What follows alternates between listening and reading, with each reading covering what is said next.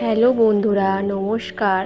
সকলকে জানাই শুভ গণেশ চতুর্থী এবং শুভ কামনা। বন্ধুরা, সকালবেলায় আমার মা বসে পড়েছে গণেশ চতুর্থীর দিন প্রভু গণেশকে পুজো করার জন্য, সাথে নাড়ু গোপালকেও। তো চলো বন্ধুরা, ভিডিওটি স্কিপ না করে সম্পূর্ণ দেখার জন্য অনুরোধ রইল।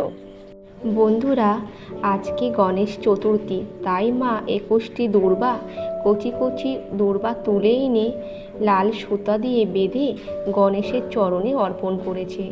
সাথে গোলাপ ফুল ও রক্তজবা ফুলের মালা, কি সুন্দর অপূর্বভাবে মালা গেঁথে মা হাতে করে গণেশ বাপ্পা গণপতি বাপ্পাকে মালা পরিয়েছে। দেখতে পাচ্ছ বন্ধুরা, মা এখানে প্রদীপ, মোমবাতি, ধূপকাঠি এবং লাড্ডু ও দুধমালাই দিয়ে পুজো করেছে। তো বন্ধুরা, আমি এটি মিনি ব্লগের মাধ্যমে তোমাদের সাথে শেয়ার করে দিলাম।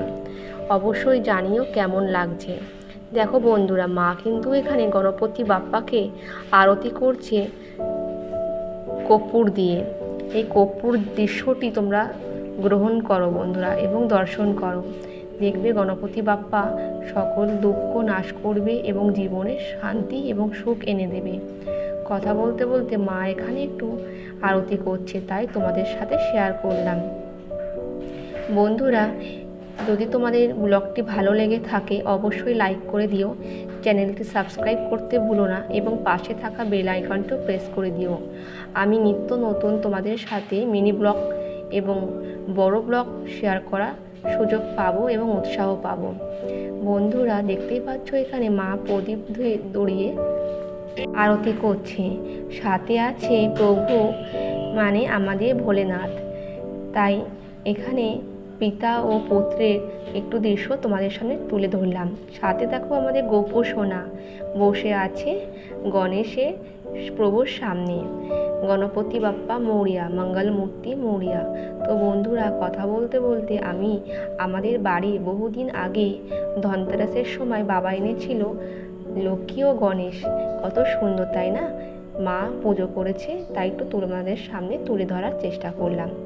গণপতি বাপ্পাকে মা এখানে জবা ফুলের মালা দিয়ে মালা পরিয়েছে, কারণ গণপতি বাপ্পার ফুল হচ্ছে প্রিয় জবা ফুল আর দূর্বা। গণপতি বাপ্পার অতি প্রিয় হচ্ছে সব থেকে দূর্বা।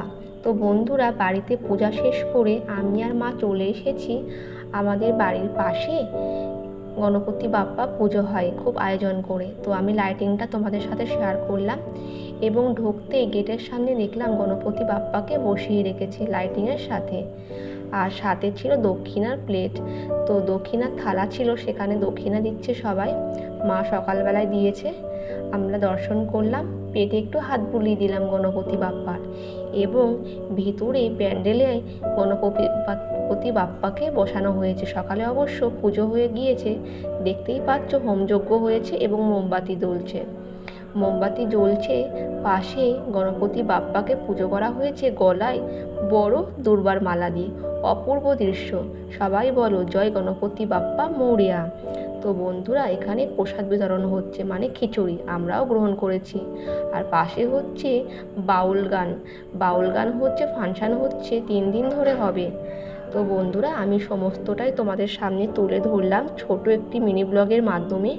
ভালো লাগলে অবশ্যই লাইক করে দিও আর কমেন্টে জয় গণপতি বাপ্পা লিখতে ভুলো না। এইভাবেই সাপোর্ট করো, পাশের থেকো। নেক্সট ব্লগ নিয়ে আবারও হাজির হব।